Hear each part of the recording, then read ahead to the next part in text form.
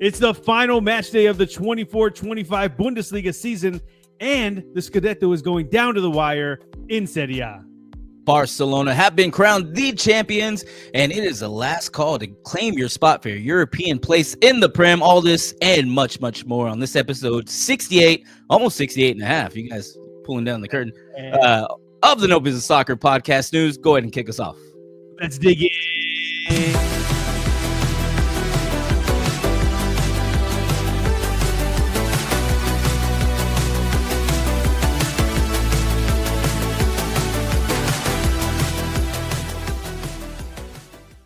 Welcome back to the No Business Soccer Podcast. We here are the No Business Soccer Podcast, and we are the No Business Boys. And this, I was going to say something crazy, but I don't know. Anyway, I'm your host, Snooze. You had me going for a little bit. I know. I was getting excited. I'm your host, Snooze. And honestly, this is like the fourth time we've done this. So I was trying to do something different for us, for our sake. But we're here with the full fam. We got Danny P back there. We got Brainiac J-Fam on the ones and twos. And of course, hi, man, Vic, what you sipping on, dog? Well, I'll tell you again, but for everybody watching here, the first time I have the Elijah Craig barrel proof, and not just any barrel proof. It is the elusive C923. I don't know if you can see it on there. Maybe not, but C923. It is 13 years and 7 months. I know I had a 12-year whiskey on the last one, so I want to just a little bit older here, and you can taste everything. You can taste the toasted oak. You can taste the vanilla, the caramel. There's some stewed cherries in here. It's absolutely amazing. And while I take a sip of this elixir, go ahead and hit the like button for us. It's really easy to promote. It's the easiest way to promote us, get us out there, makes YouTube, think you guys like us and want us to promote us or want to promote us to other people.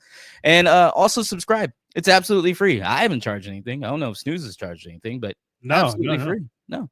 And while you do so, I will go ahead and toast to you guys. Cheers, everyone. Yes. Hey, that was like a nice clang this time. I don't hear that every time, but it was nice this time. I don't want to hit my camera every time. But no, I know. It seems to be okay. Yeah. You need to have like a side clanker thing that you do it too. But this is the look ahead for the weekend. And of course, like I was saying, we have all four leagues, but that's not going to be the case coming up because this is the final week of the Bundesliga for the 24-25 season. But we're also going to be talking about La Liga, Serie A, the Prem. But before we jump into all of that, we do have to go boots on the ground here in Austin, Texas with the Austin FC Minute.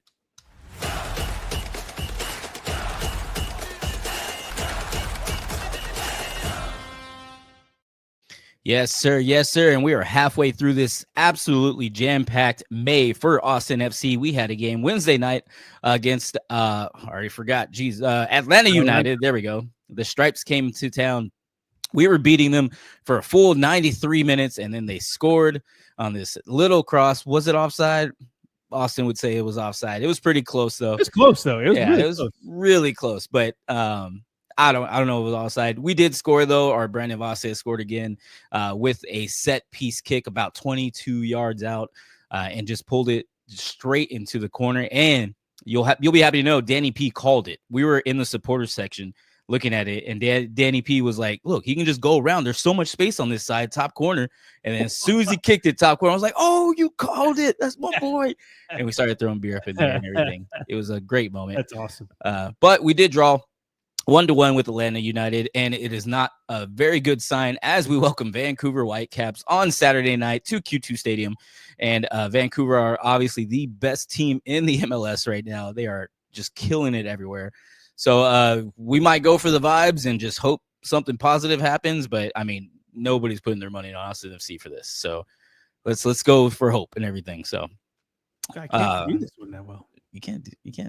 I mean, it's not good anyway. Whatever. Anyway, we'll keep the Austin FC minute to a minute. We're going to be talking about it almost every single episode because they play so many times this week. I know. This month. So we'll leave it at that. So good luck, Austin FC. We will see y'all there. Well, let's jump into the most interesting league in Europe right now, at least of the ones we cover. Let's go to Italy. Let's do it to Serie A.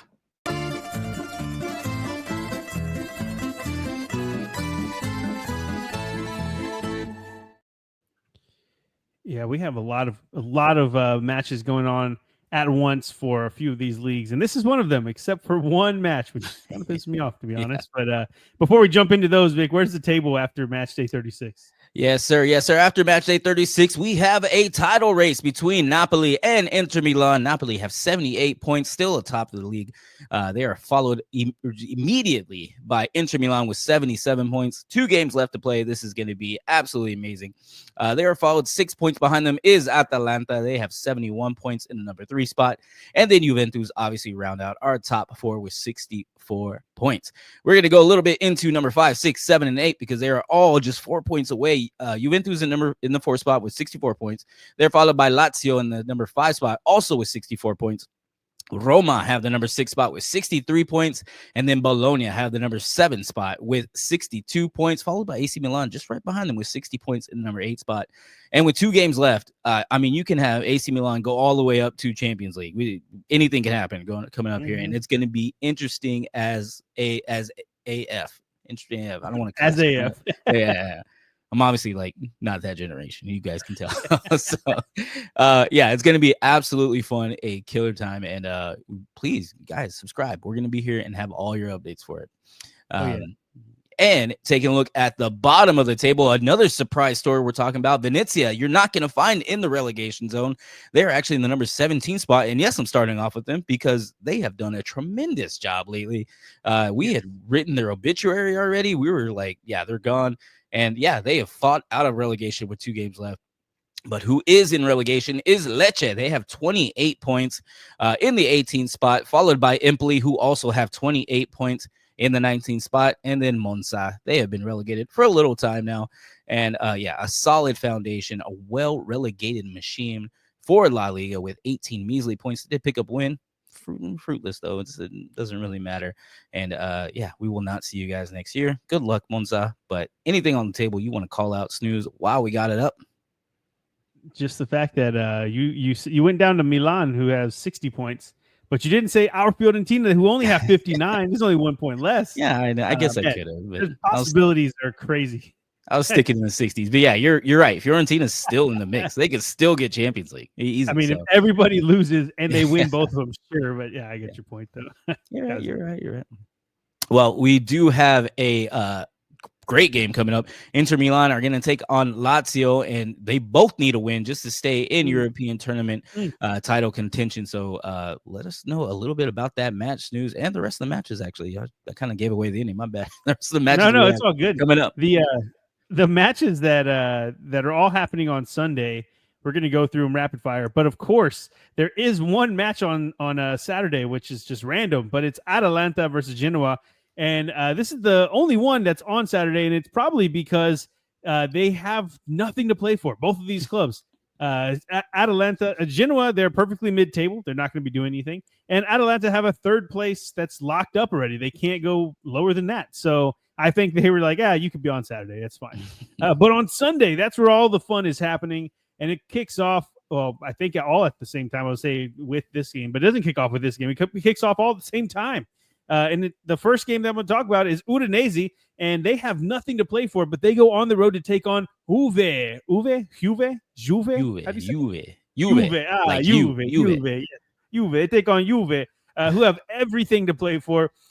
Juve are level on points with Lazio, as Vic was just telling you, and they're only above them in 4th because of that goal differential, and they absolutely need to win here. They have to win this match in order to keep their dreams alive. Monza, who have already been relegated, they get Empoli, who are level on points with Lecce, but still sit in 19th due to goal differential. So we have a lot of this all up and down the table, as we just showed you. And Empoli have to win because Venezia and Lecce both have harder matchups on paper, I guess you would call it. So they really need to get a win here if they're wanting to stay in the Serie A next season. And speaking of Venezia, they go on the road to take on Cagliari. Now, Cagliari are 5 points above the relegation zone, so they really only need a point, maybe 2, to be guaranteed safety. But Venezia are a point above the drop zone, and they're only and after only 1 loss in their last 5 matches, what I was trying to say, they picked up 8 points from the last 5 matches, which is great. They don't have a lot of points, so it's a lot in the past 5. Venezia are in form, but can they get 3 points on the road? That is the big question. And I'm kind of rooting for them. Like we're saying, that's their pet project team that we called maybe in November. and they're very, very close to getting it done and staying in Serie A. Lecce are the third team in the midst of the relegation battle, and they arguably have the toughest matchup of the bunch as they host mid-table Torino, and Torino have nothing to play for, and maybe that's in Lecce's favor, the Milkmen's favor.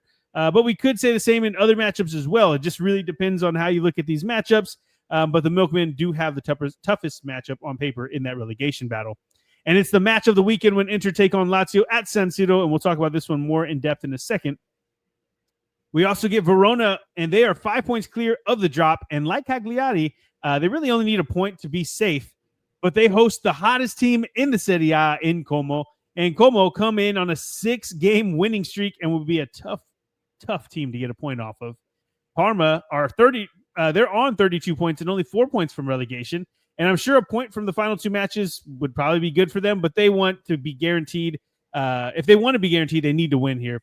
A win, I guess you might not see it coming, though, this time around, Vic, because they get Napoli. So Napoli, they did slip up last time against Genoa, but I don't see them dropping points against the Parma side, especially 2 matches left with the Scudetto. This is pretty much wrapped up, but hey, there's still one more chance for Parma to get a point. Our Fiorentina get Bologna in Florence, and this is essentially a European qualifying playoff game because Bologna are 3 points above Fiorentina in 7th, and right now 6 would be the Conference League spot.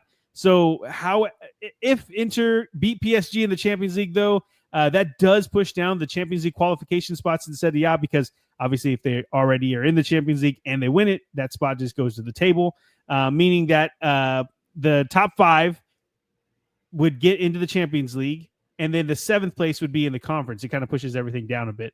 And I'll confirm to make sure that's all going over if it happens. But, you know, Vic, maybe we don't have to see it happen because maybe PSG win that thing. I'm excited, though. Yes. Roma get Milan at Stadio Olimpico, and it's basically copy-paste of what I said about Fiorentina and Bologna, except Roma are 3 points above Milan, but they're 6th. They're in the 6th spot on the table, and that is the final European spot for the time being. But Milan come into this match on a 3-game win streak and have won 4 of their last 5, while Roma try to dust themselves off after picking up their first loss in a long time against Atalanta last weekend. And the match that we were talking about that's going to be the one that you want to keep your eyes on the most, has the most, I don't want to say the most bearing on the league because there's a lot of them, but this one specifically, Lazio versus Inter. And this matchup hits 5th versus 2nd, and both teams, they have so much to play for, Vic. Inter, they have to win to give themselves a chance to catch Napoli with the Scudetto on the line. We know we've talked about it multiple times, and it's kind of cool that it's like only a point, and then for two matches left. This is what we wanted to see. But our Lazio are trying to catch Juve for the final Champions League spot. And now typically I would come in here and tell you all the reasons why this match is going to be great and why both teams, like this side can win and this side can win. But this is kind of ugly because Lazio and Inter have played twice already this season. Inter is 2-0 in those matches, which not a big deal. Okay, hey, they get, our Lazio can get the third one. The real issue is they've won those 2 matches by a combined 8 goals for and 0 goals against. They haven't allowed a single goal, which means that they've been pretty much whooping their ass every time they played. They beat Lazio in the Coppa Italia 2-0 back in the end of February, and then they beat Lazio 6-0, and that one was in Rome. So that one is in mid-December. Now, our Lazio, they haven't been beaten their past 7 matches, and they've won 4 of their last 7. So maybe they're on different form now. Maybe I don't remember exactly what they were looking like in December. But, nothing tells me that this is going to end great for Lazio. But, hey, there's a reason why they got to play the matches out. If I had to put money on it, though, I don't see Inter dropping points whenever they have the Scudetto on the line. And they might be Champions League champions, the champions of the Champions League. Well, however you want to say that. You know what I'm saying. Vic, do you see it the same way? Yeah, I do. They have a chance here to get 2 trophies this year. I think they're going to put everything in every competition they're in. And, they've been in form. They get a little boost because Napoli drew last time out. I think they're going to put their best foot forward, and I think they'll take this win. I do too, unfortunately, because it's so tight in the table. That could be Lazio not getting into the league that they want to be in. Let's just put it that way. Yeah. Okay. Well, let's move it right along then. Let's go to Spain. Let's do it. To La Liga.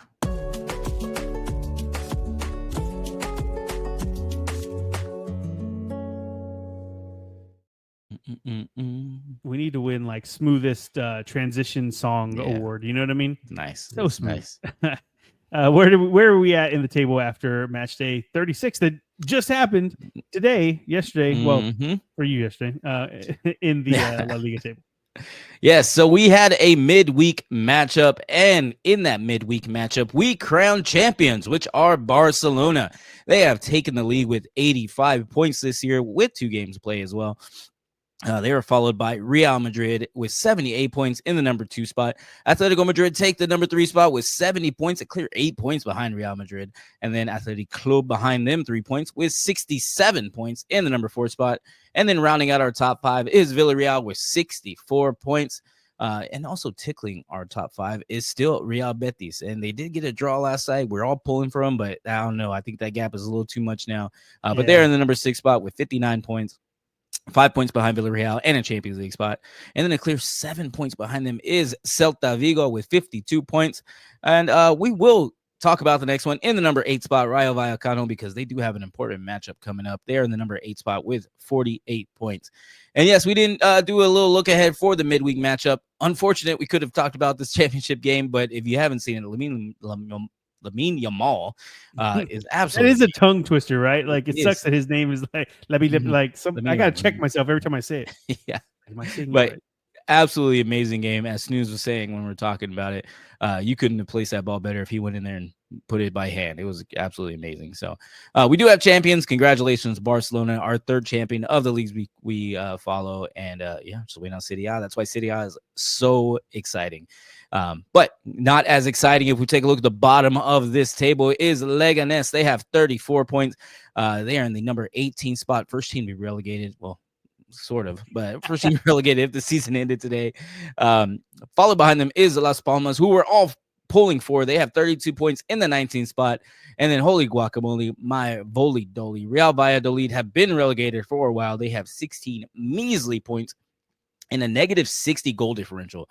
Good Lord. After this past week, and not looking good. Well, of course, it hasn't been looking good for them. Another loss. I don't know how many that is in a row, but they have been relegated. And good luck next year, boys. You won't be in La Liga. Okay, that was a lot. Anything on this table you want to take a look at, Snooze, while we have it up here? No, nothing on the table. I just wanted to touch on how you said the goal for Lamine Yamal. I don't understand how he just hits it from these angles that looks impossible, but he always scores it. And then to top that, like, I don't know why I'm always surprised that it goes in. I should just expect it at this point because he's done it all season, and it's so perfect every time. It's just beautiful. If he's cutting in from the right, going to the left, just throw everything at it. Just do what you can because it's going in. Anyway, that it's just crazy to watch. He's freaking 17 years old. Insane. I just wonder if it's like if he's 25, do we still see the same guy? Obviously he'll be like tatted from head to toe, but maybe I want to see him play for such a long time. He's hit so like high of highs. Does that make sense? It's like, where does he go? He's done everything. He already won the Euros, obviously maybe the World Cup, but on a club stage, not international stage. They have to win the Champions League. That's really it. And I'm pretty sure he's going to do that within the next couple years. So, but to be the GOAT, what you really need is an MLS Cup. That's why Messi's here. That's how you know you're the GOAT. Yes, you got an MLS Cup. Yeah, so. Whenever he's 37 and comes over to the US. Yeah, exactly. Think of all the grapes. Think of all the grapes. Think of all the greats out there. All the grapes out there. There's so many. Think of all the greats. How many of them have an MLS Cup? Not a lot. Not hardly any. None. True. Yeah, exactly. That's how you know you're elite. But anyway, we did crown a champion. So the championship race is over. I think the number 2 and 3 spot race is over as well. But there are a lot of European spots coming up, or European spots to fight for. And tell us a little bit about this week involving a number 7 and number 8 class for that last Europa League spot. Yeah, man, there's quite a few gaps in the table at the top, but all the teams are still fighting for something, which is pretty fun.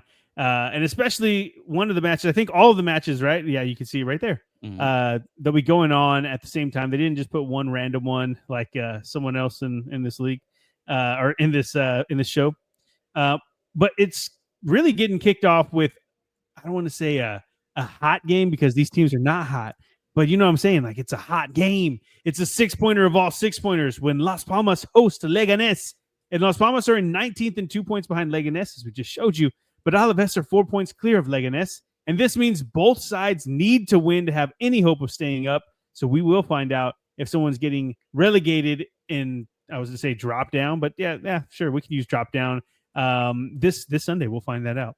Quick note on that, and I know it's a little earlier, but for Las Palmas and Leganés, next week, Leganés will have Valladolid, which is the bottom, and then so their future's in their hand. Like they can win. And Las Palmas will have Espanyol, which are still not the greatest, but they're above Valladolid. Espanyol's in 16, so they're not there. So this is going to mean a lot. Leganés is getting the 2 relegated teams to end the season. So yeah, they wow, that's pretty cool. I didn't know that. Okay, that's crazy. So yeah, they definitely need to win this one, and we'll be tuning in now. Yes. But it's going to be a hard game. It's going to be hard for them though, because Alaves, they go on the road to take on the relegated Valladolid this weekend, and they are the team that's right above them.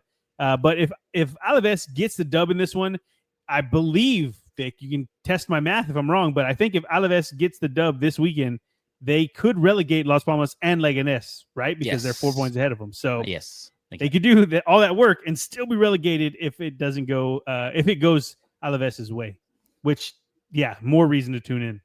Osasuna are looking to get into Europe and only 2 points back from doing so, but Espanyol are not totally out of the woods yet in the relegation battle. For Osasuna, they need to win and hope they overtake Rayo's goal differential in the process to get there, and there being in the European competition.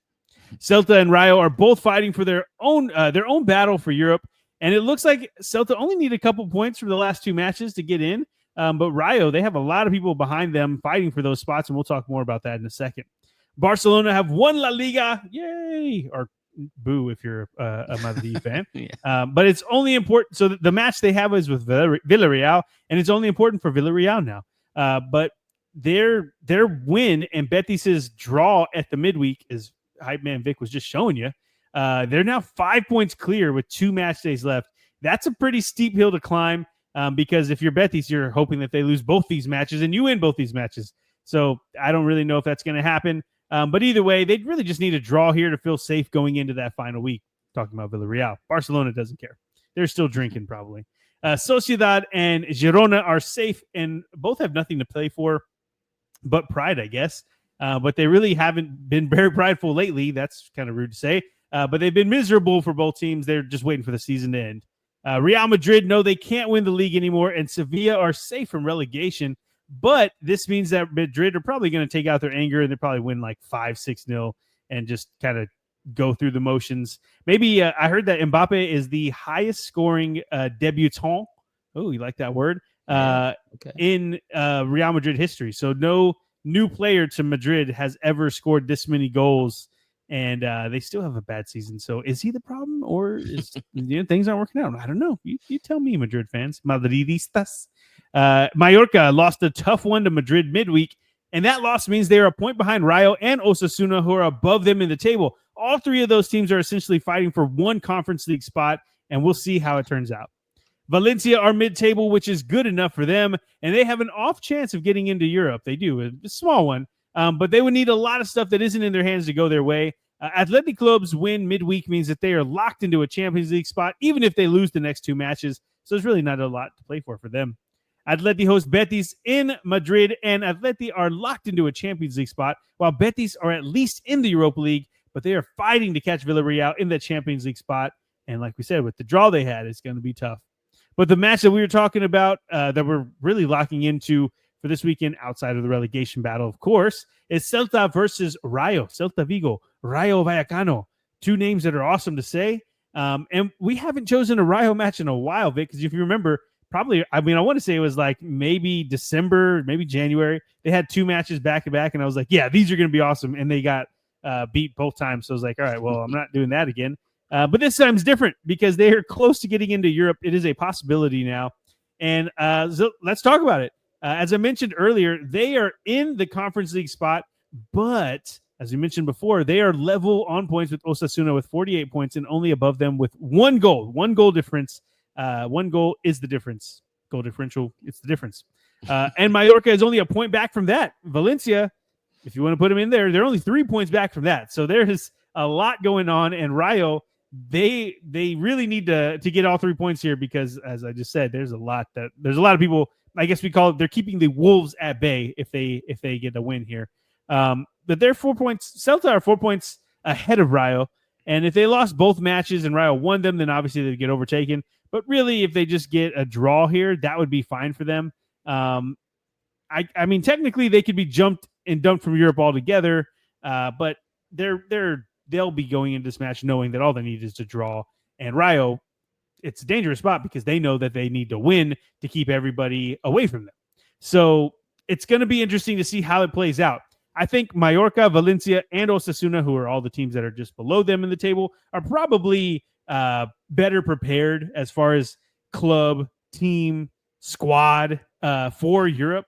Now, obviously, we're not talking about Champions League here. We're talking about Conference League or Europa League. So maybe they have a bit more to do it, but we saw it with pretty much every team that kind of took too many steps forward, I guess we can put it. Like Heidenheim, yes, they're in the relegation battle in Bundesliga, but they were in the Conference League at the beginning of the season.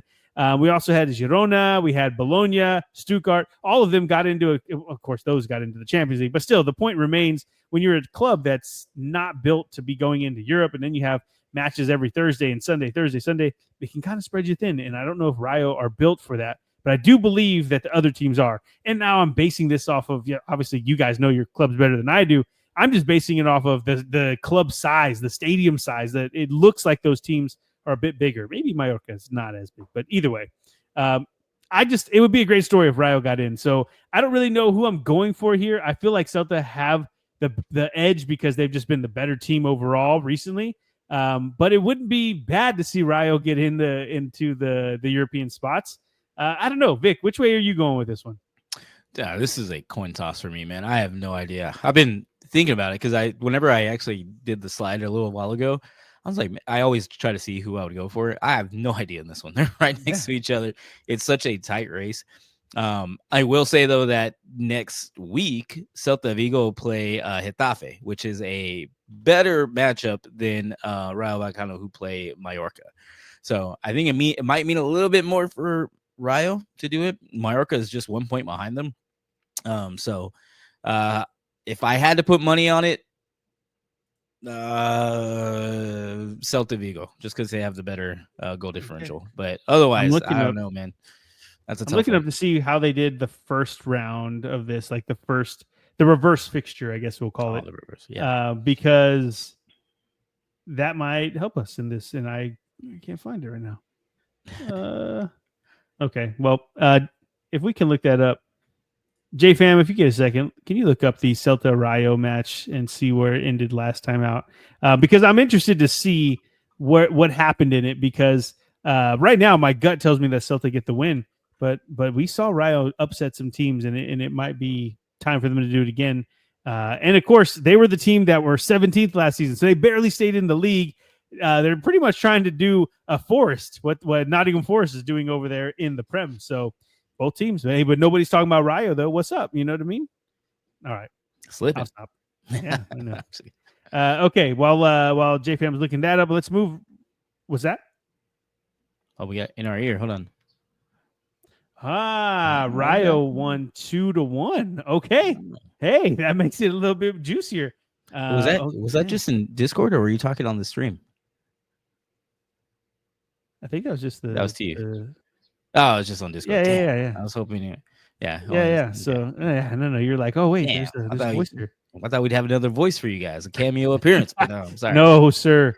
So Rayo won the reverse fixture 2-1, and of course that was in Vallecas. So now they're in Vigo. We'll see how it goes. Okay. Man, I'm getting more hyped up for it. All right, let's move on. We have another couple leagues to talk about, and let's take a trip over to Germany. Let's do it. To Bundesliga.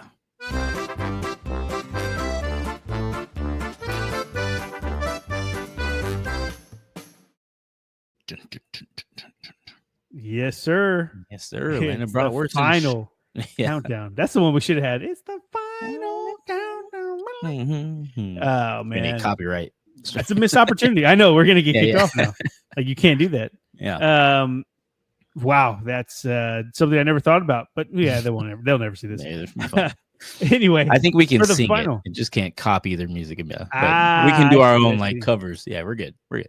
Oh, cover band coming up. But let's talk about where the table's at and going into the final match day, Vic. Yes. So Bundesliga has one more match day, but they have already crowned their champion in Bayern Munich, as we have all talked about, as Harry Kane has gotten some hardware on his shelf now. They have won the league with 79. Actually, before it was 76 points, I believe, is whenever they won it. And they are followed by Bayer Leverkusen, never losing Leverkusen in the number 2 spot with 68 points, a clear 11 points behind Bayern Munich.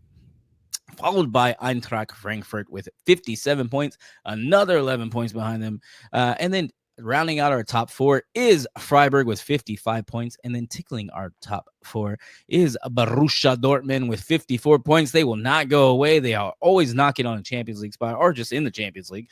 But they have always been on top, and they are very, very close there. And then also tickling the top 4 or top 5 is Mainz. There's one game left, and if they were happen to win with a better goal differential than 5 against Borussia Dortmund in this next match, they will leapfrog them, and Borussia Dortmund loses, obviously, to the number 5 spot. So if they win by more than 5 or that goal differential, you guys know what I'm saying. There's got to be like a 5 goal differential between the two. So anyway, but yes, it's going to be pretty interesting for that. Just at least the 4, 5, and 6 spots for these last European tournament spots. People who have already cemented their spot in the lower level next year is Holstein Kiel and Bochum. They have both been relegated with 25 and 22 points, respectively. And then you have Heidenheim. They are in the playoff or the relegation playoff spot with 29 points in the number 16 spot. They are hoping that for somehow they can get a win and Hoffenheim lose, and their goal differential will be more than 6 points so that they can get out of that spot, send Hoffenheim to the playoff spot. But it is going to be fun to watch. We are all going to be seeing at the same time since, they all play at the same time. I think they all play at the same time. 8:30. Yeah, they all play at the same time for the final match day. And we're gonna see just how crazy this table goes. And it's gonna be fun. So final match day. It's final match day. Anything on the table you want to take a look at? What we got? No. You said it all. And I want to talk about all these matches because there's not a whole lot that can be decided as far as like top end bottoms are decided, right? But there's a lot going on in that 4, 5, 6, 7, 8, pretty much all the way down to 10 mid-table. And so, let's talk about it. Yeah. So all the teams, they play at the same time. And you said 4 or 5. They have a matchup this week as well. Tell us a little bit more about what's going on this weekend and that 4 and 5 matchup. Oh, professional transfer. Look at that transition right there. So Hoffenheim, as you just mentioned, they're going to be hosting Bayern, which means that Bayern will get the trophy on their pitch. But all Hoffenheim need to do is not lose by more than 5 goals. And or hope that Heidenheim doesn't win and to avoid the playoff relegation spot. Heidenheim need to beat Werder by 5, as he was just talking about, by 6, right? They need to get more than 5. And then hope that Bayern will shut out Hoffenheim. And it's a very slim possibility. When you look at it, it's not impossible, but highly improbable because the reverse can be said too. Like, okay, maybe Bayern go and blow out Hoffenheim, and then Heidenheim get a win. That seems more plausible to me, but I don't know. This doesn't seem. It seems far fetched. I will say that when Liverpool won their championship, they won 5-1 against Tottenham. So just letting you know, there's at least 4 goals that could be possible. Just letting you know. Let me look it up real quick because I don't think Heidenheim are in a European final, but let me. All right. Gladbach get Wolfsburg in a match where both teams are just limping to the finish line. They have nothing to play for. They are ready for the season to end. Same can be said for Augsburg hosting Union Berlin. Augsburg come in off 3 straight losses and have been dreadful, and they're both just going to play out this match to have a little bit of fun before the summer. Dortmund need to beat Kiel at home in order to keep their Champions League hopes alive, which, with a relegated team ready, they have a good chance of doing that. They're only a point behind Freiburg in fourth, and Freiburg have a much tougher task. And we'll talk about that here in a second, because Leipzig won't be in the Champions League, which is crazy to say. I think I heard it was like 7 straight seasons of being in the Champions League. But yeah, so they won't be in the Champions League, but they can still get into the Conference League or Europa League with the result against Stuttgart and Mainz not winning. Stuttgart's European dream is already over. They're done. They're ready for the offseason. The match of the weekend, though, is Freiburg at home against Eintracht Frankfurt, and we'll break it down here in just a moment. Mainz can get into Europe with 3 points, but they get Leverkusen at home. And I know Leverkusen have nothing left to play for, but it's Xabi Alonso's last match in charge. And I could assume that they're going to try to send him off with a bang. Mainz's only real threat is Leipzig, who are right behind them in the table, but only on goal differential. So, yeah, they need to get 3 points here, because Leipzig will probably get 3 points against Stuttgart. Let's just be honest. Our Stuttgart haven't been great this year. St. Pauli are basically safe unless they lose to the already relegated Bochum by, I believe it's 13 plus goals, something like that. So their match pretty much has no bearing on the table either. Okay. The match that we were just talking about that we're going to break down now is Eintracht Frankfurt versus Freiburg. And this match will be one of the ones that the most eyes are going to be on in Germany, because as Vic just showed you, Dortmund are just 2 points behind Freiburg and 3 points behind Eintracht. And Dortmund have a layup against Kiel. We just broke that down. But it's a dangerous place to be in if you're Eintracht Frankfurt, or I guess if you're Freiburg, because Eintracht, they would get into the Champions League with a draw. They're fine. But if there is a draw and Dortmund win, Freiburg, they get bounced and they go to the Europa League or the Conference League, whichever one might end up being. Which isn't the worst for them. I'll say that, because we just talked about the biggest teams. Maybe they need to go a little bit step below the Champions League. But there is a lot of money, even if you're losing in the Champions League. I think that's probably better than getting into the Europa League. But either way, it'd be a big blow if they didn't get into the Champions League after being in those spots and around those spots pretty much for the past month or maybe longer. But the thing that kind of pisses me off, and I know pisses off Vic, is they still have a -2 goal differential. So, like, if you don't get in the Champions League, bro, I'm sorry. You got to do better than that for anybody to feel some kind of remorse, some kind of feelings for you. Yeah, I brought that up a couple times. -2 goal differential, and our champions have a 63. You have a 65 goal differential gap between the number 1, 2 Champions League spots. That's crazy. Yeah. Oh my God, that's crazy. And they would be. I wonder if that's ever happened. Sorry. If they get a negative goal differential going into the Champions League, like, or like that big of a gap for number 1, number 4, I don't know.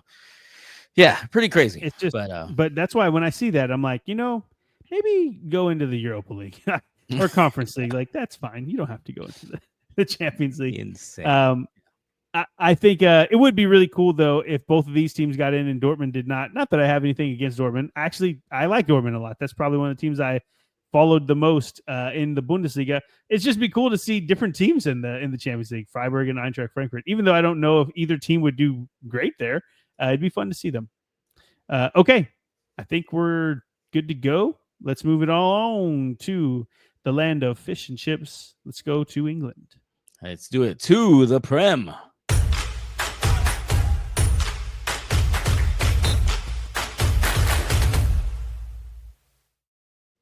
I gotta say, this is good whiskey, man. I might get drunk. I don't know. This is okay. Great. Dang, like you might get drunk as in like because it's strong, or like you're just like both. It hit me.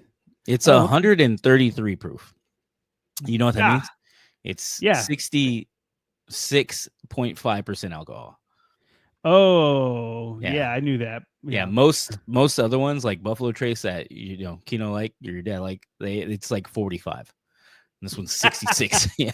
So, okay. Great bottle. Anyway, sorry guys. I should have brought this up on the during the Bundesliga section, but I'm switching. I want to go for Freiburg to get in the Champions League. Well, I mean, I never switched. I said it'd be cool if they both get in there. The chances of that happening are not great though. But because it's Freiburg is one of the places that we are possibly going to on our Euro trip in December. We'll be going checking out some games, hopefully. we always tend to do that, but it would be really cool if we go to Freiburg and there's a match good there. point. And All right, hey, we might be Freiburg team. Freiburg. Yeah, hey, Freiburg fans, and I mean, we'll for sure get some kits and at least go to the stadium. But if there's a match, I mean, if we're there on a Thursday or well, I guess if they've been in Champions League, it'd be a Tuesday, Wednesday. Anyway, we can figure out the semantics. I just wanted to bring that up. It'd be cool if we go to Freiburg and they have a game.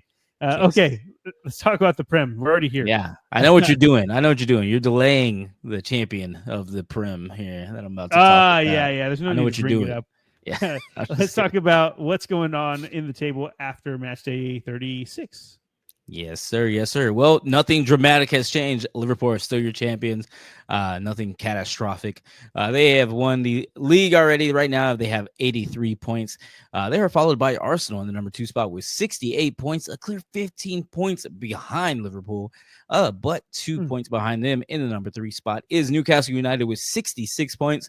Manchester City have the number 4 spot with 65 points. I don't know why I said that weird. And then rounding out our top 5 is Chelsea with 63 points.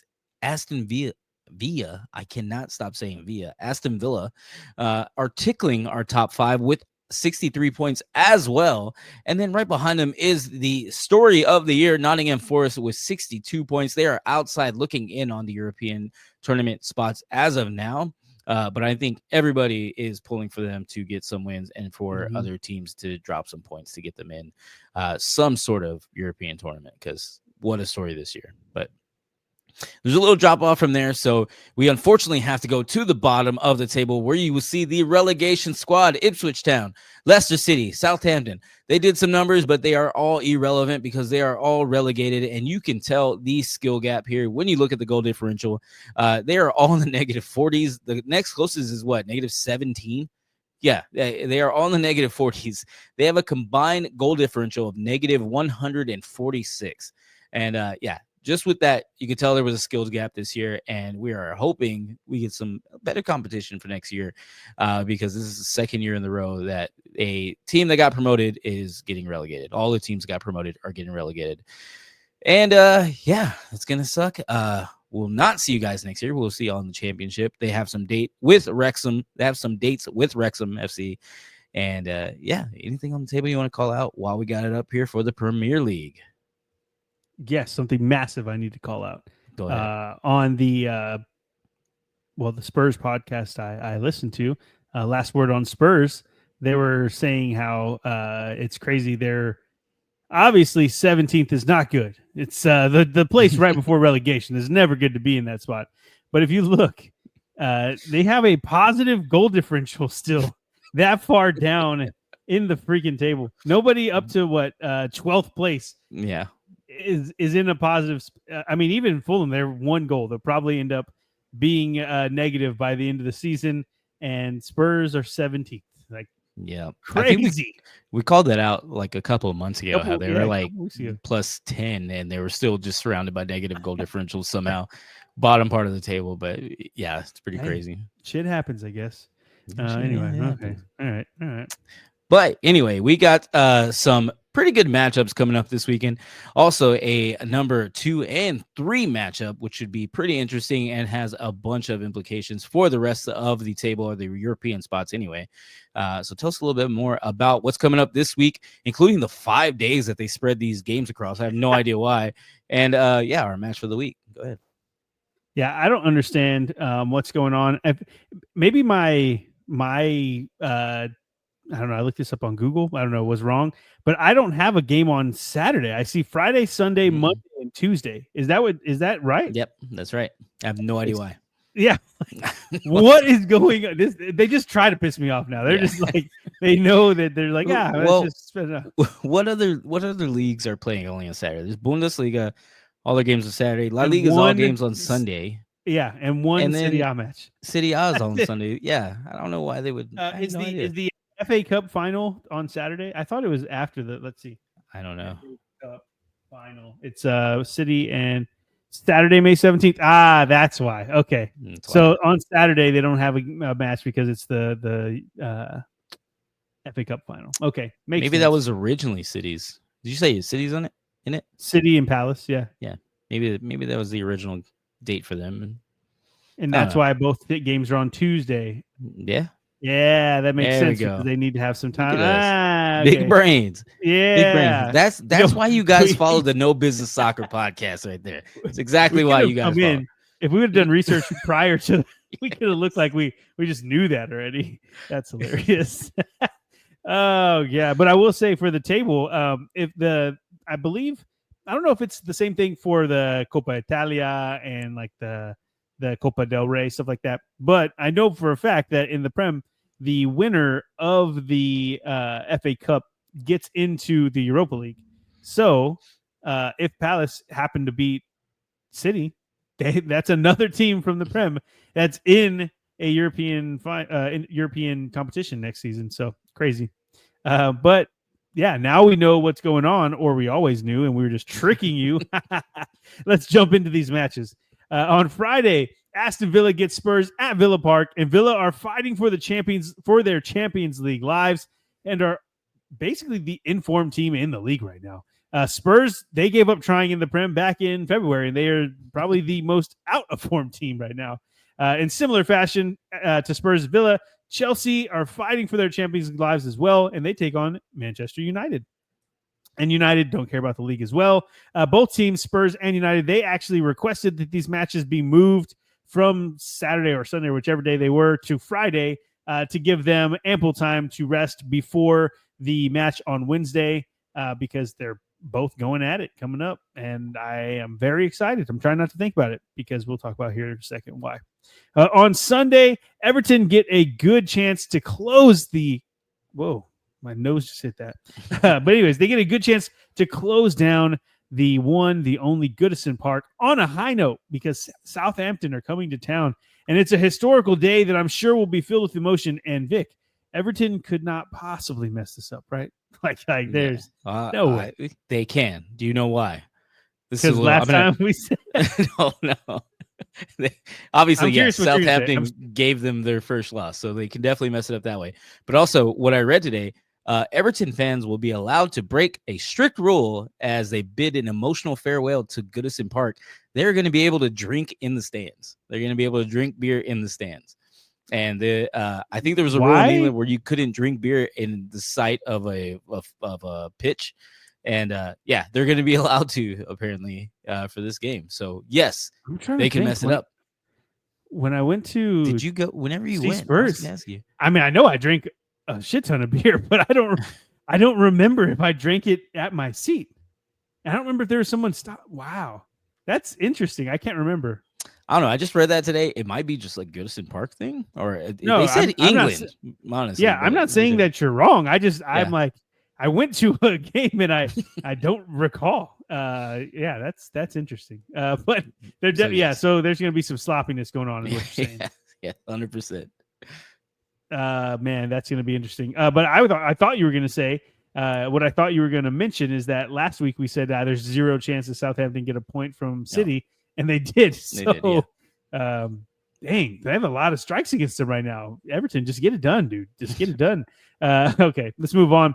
Forest travel to London to take on West Ham, and with their Champions League dream fading every week, they absolutely need to take all 3 points here, and it's a must. They have to. West Ham are been terrible, except for whenever they play against Manchester United, who don't care anymore. Brentford get Fulham at home, and Brentford still have a chance of getting into Europe with a win. They come in on 4 straight wins, and Fulham with 4 losses in their last 5. I'll give them their credit. They're not 4 in a row. But it's just not good vibes at Fulham right now. And Leicester and Ipswich are playing, and that's cool, I guess. A good championship matchup to look at. What's it called? A preview, a championship preview of a match you'll see next year in the championship. Arsenal get Newcastle at the Emirates, and we'll dig more into this one here in a second. And on Monday, Brighton are mid-table and not getting into Europe, and they take on the champs Liverpool. This one's on Monday by itself because just like Genoa and Atalanta in Serie A, there's no reason or there's no point for these teams to play this match out other than the fact that it's on the schedule, and they have to. Big picture is what I'm talking about. On Tuesday, the teams that are playing the FA Cup final, because that's why there's no matches on Saturday, Palace and Wolves are also in the same boat when they play at Selhurst Park. As far as their standing in the Prem, there's no reason for them to push hard, but they're going to be playing anyway. and City get Bournemouth, and there is something to play for here. Bournemouth, they not that they can get into the European places, but City, they're definitely fighting to stay into the Champions League places, and they're very, very close to getting it done. Bournemouth, they kind of fell off a bit. I was hoping that they would be right up there, but it seems like Brentford and Forest, can't remember the table right now, but either way, Bournemouth don't have a reason to play other than the fact that they get City, and everybody wants to beat City for some reason, especially at the Etihad. That'd be pretty cool. Spoil their party, if you will. Okay, now let's talk about the match that everybody's watching in the Prem this weekend, and that's Newcastle versus Arsenal. And Vic, I would typically call this the match of the weekend in the Prem, but Arsenal just don't really have a reason to just go balls to the walls in this one. It's like maybe it's not fair to say it because they have a 5 point, they're 5 points above Chelsea in 5th place, I guess is what I'm trying to say. But I don't think they're going to lose both matches and everybody else is going to win both matches. And I don't believe that because they play Southampton next week. So even if they lose this week, they're definitely, we're hating on Southampton a lot the past few weeks, but they're definitely getting a point or something for that match. Yeah. And that's all they need to solidify their Champions League hopes. But that's not the case for Newcastle because on the other hand with them, they're in the thick of the qualification battle, and a lot is riding on this getting a result here and preferably a win for Newcastle because they the way that I look at it, Newcastle, if they don't win here, let's just say they lose this match, they don't draw, they lose, they could drop from 3rd place to 6th place in a heartbeat. They could just fall right down. That's how close it is in there. But with the win, they could maybe take over Arsenal's spot, get close anyway, in that 2nd spot. So it's just a big, big matchup for the future of both these teams. And I'm sure both of them will be happy to just kind of coast into the Champions League, but it's just not something that needs to happen. And especially if you're Newcastle, where they're absolutely going to be fighting for that because of all the money you get, and then the fact that they have this takeover and they're trying to get in there. And I'm excited to watch it. I think that it might be one-way traffic. I'm thinking Newcastle gets it done. But what about you, Vic? I don't know, man. It's kind of tough. I think Newcastle have a little bit more to play for just because they're 2 points behind them, and it'll be easier for them to get knocked out. I have Newcastle winning it, but honestly, I couldn't tell you why other than I don't want Arsenal to win, maybe. Yeah, but I think I got Newcastle taking it. Okay. Yeah, I do too. And I think that's it for this episode, Vic. Wow, 52 minutes. I thought we'd be quicker every time. Take us home. Yeah. Everyone, appreciate you guys for hanging out with us and talking about some European football. We are at, let me get the numbers here again, 366 followers on TikTok and then 64 subs here on YouTube if you're watching on YouTube. Absolutely amazing. We can't thank you guys enough for joining us on this, just some Texas boys talking about some European football. Appreciate it, each and every one of you guys, and we hope if you want to see anything different, let us know down in the comments. We hope to please you guys some more. I don't know if I should have said that, but I don't. Adam just for the record, I don't. Yeah, I don't know. And of course, tell your friends about us and follow us on all of our social medias. Everything's at No Business Soccer Podcast, except for TikTok, except for Twitter. That is at No Biz Soc Pod because those names were too damn long. Everyone, enjoy the football this weekend. We will all talk to you coming up on the European wrap-up on Tuesday. Have a great weekend. Peace.